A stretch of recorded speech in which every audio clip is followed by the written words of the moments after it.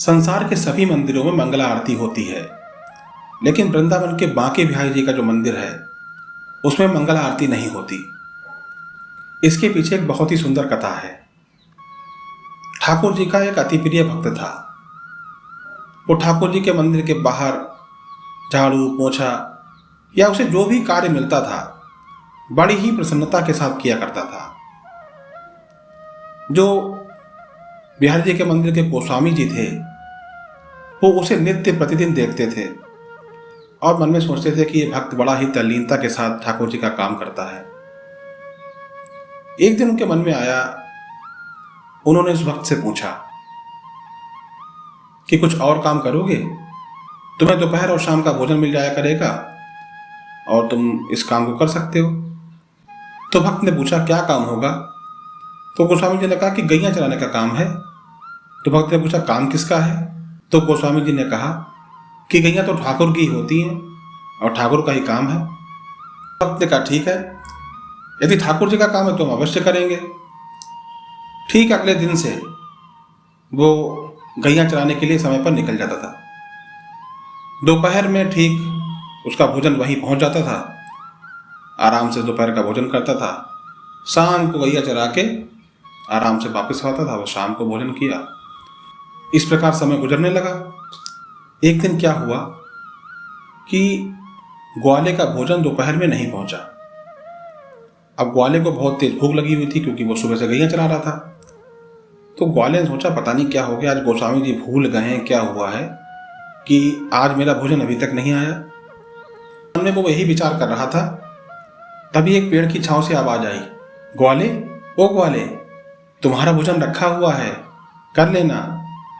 वो पेड़ के पास तक गया, उसे कोई दिखा नहीं, लेकिन पेड़ की टहनी पर एक लाल कपड़े में भोजन टंगा हुआ था। उसने उस कपड़े को खोला, रेशमी कपड़ा था सुंदर सा और बहुत ही अच्छे कीमती बर्तनों में भोजन था। अब भोजन कैसा? 56 भोग। देख के मन प्रसन्न हो गया।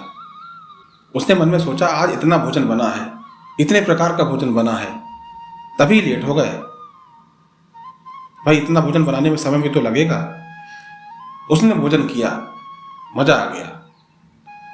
फिर वो शाम को जब मंदिर पहुंचा और गोस्वामी जी से मिला तो गोस्वामी से कहा भाई आज आपने भोजन लेट भेजा लेकिन भोजन बड़ा स्वादिष्ट था। अब गोस्वामी जी ने देखा कि उसके पास लाल कपड़ा और इतने अच्छे बर्तनों में भोजन था। ये तो बर्तन ठाकुर जी के हैं, इन बर्तनों में ठाकुर जी का भोग लगता है, तो ये ग्वाले के पास कैसे पहुंच गए? जरूर ठाकुर ही इसको भोजन देने गया होगा। गोस्वामी जी ने विचार किया। गोस्वामी जी ने उससे कहा कि तुम ऐसा करो, तुम्हें ठाकुर जी स्वयं भोजन देने गए थे, अब तुम ऐसा करो कि तुम अपनी सेवाएं यहीं पर दो, यहीं पे पहरा दो ठाकुर जी के मंदिर के बाहर, और ये देखो कौन अंदर जा रहा कौन नहीं जा रहा, और यहीं पे सेवा करो। तो ग्वाले को क्या? ग्वाले का ठीक है, हमें सेवा मिलना चाहिए ठाकुर जी की, चाहे गैया चलाने की सेवा हम वो भी करेंगे और यहाँ की सेवा होगी तो हम यहाँ भी करेंगे, बस सेवा ठाकुर जी की मिलना चाहिए। तो उसकी ड्यूटी वहीं मंदिर के बाहर लग गई। गोस्वामी जी ने उससे कहा देखो रात में ना कोई अंदर से बाहर आए और ना कोई बाहर से अंदर जाए। उसने कहा ठीक है। अब उसकी ड्यूटी वहीं पर लग गई। रात में ठाकुर जी बालावस्था में छोटे छोटे पैरों से घुंघरू बजाते हुए बाहर निकलते हुए जा रहे थे। अरे आप कहाँ जा रहे हैं? अंदर चलिए। गोस्वामी जी ने कहा है ना ही कोई अंदर से बाहर जाएगा और ना ही कोई बाहर से अंदर जाएगा, और मेरी ड्यूटी यहाँ पे लगी हुई है और मेरी ड्यूटी के होते हुए हम कुछ भी गड़बड़ नहीं होने देंगे। ठाकुर जी ने सोचा कितना सुंदर भक्त है। ठाकुर जी उसकी कर्तव्य निष्ठा देखकर बड़ा ही प्रसन्न हुए। और फिर ठाकुर जी तो बहुत ही नटखट हैं। उन्होंने उस ग्वाले से कहा देखो हम निधिवन जा रहे हैं और निधिवन में हमें डेली रास करना पड़ता है, तो ऐसा करो कि तुम भी मेरे साथ चलो, और जब मैं अंदर नहीं होऊंगा तो तुम निगरानी किसकी करोगे? तुम निगरानी तो मेरी कर रहे हो और मैं अंदर हूं नहीं। तो ग्वाले ने सोचा कि ठीक बात है, ठाकुर जी के साथ जाने का मौका मिल रहा है और सुबह तो पहले आ ही जाएंगे, तो ठीक है चलते हैं। अब ग्वाले ने कहा कि हम रुकेंगे कहाँ? आप तो अंदर चले जाओगे निधि वन में, हम कहाँ रुकेंगे। तो ठाकुर जी ने कहा नहीं, तुम बाहर बैठ जाना और हम भोर से पहले ही बाहर आ जाएंगे और फिर दोनों साथ साथ यहाँ आ जाएंगे, किसी को पता चलेगा ही नहीं। ठाकुर जी और ग्वाला दोनों निधि वन चले गए। ठाकुर जी निधि वन के अंदर चले गए और ग्वाला बाहर ही बैठ गया। अब सुबह 4 बजने का टाइम आ गया, ठाकुर जी बाहर निकल के आई नहीं। ठाकुर जी रात में व्यस्त थे। अब ग्वाले को चिंता हुई कि यदि हम लोग समय पर मंदिर नहीं पहुंचे तो गोस्वामी जी बहुत गुस्सा करेंगे। तो ग्वाले ने निधि वन से बाहर से ही आवाज देना शुरू कर दी, ओ ठाकुर, ओ कन्हैया, ओ नंद के लाल, ओ माखन चोर, कहाँ चले गए। इतने में ही ठाकुर जी बाहर आ गए। अरे भाई शांत रहो शांत रहो, देखो मैं टाइम पे आ गया हूं, अभी तो 4 ही बजा है। उसके पश्चात क्या हुआ कि दोनों लोग बिहारी जी के मंदिर में आकर ठाकुर जी अंदर चले गए, वो अपनी ड्यूटी पे खड़ा हो गया। क्योंकि मंगला आरती तो लगभग सभी मंदिरों में सुबह 4 से 5 के बीच में ही होती है। तब तक गोस्वामी जी मंदिर में आ गए। गोस्वामी जी अपने चेलों के साथ मंदिर के अंदर जाने लगे तो ग्वाले ने रोक दिया, अरे भाई गोस्वामी जी अभी आप रुक जाइए, अभी मंगला आरती मत कीजिए।